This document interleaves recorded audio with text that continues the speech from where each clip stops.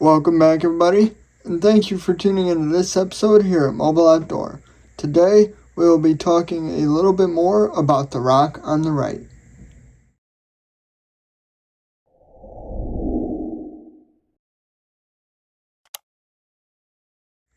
Now, I know this rock doesn't look like much, but we took a closer look at it in Friday's video and discovered that it was actually a pretty neat coral fossil. And today, we're going to try and get a better definition on it and also take a better look at it because one, we didn't have much time in that video, and two, I was getting kind of shaky, so the imaging wasn't necessarily the best. And that's where this piece on the left comes in. Right here, we have a nice Petoskey Stone. And that's pretty much just another name for a Colonial Rugosa coral, which I believe this other fossil to be. It's just not in as good of condition.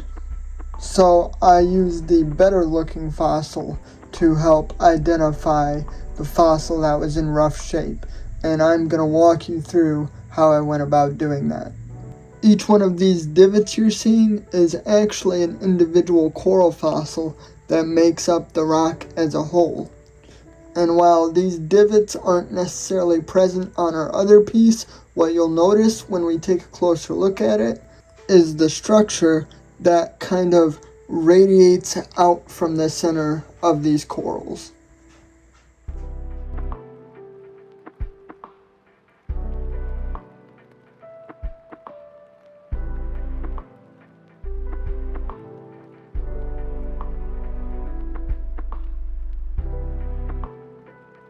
So, to compare these two pieces properly, we'll be taking a look at a single coral fossil that makes up our nice Petoskey Stone.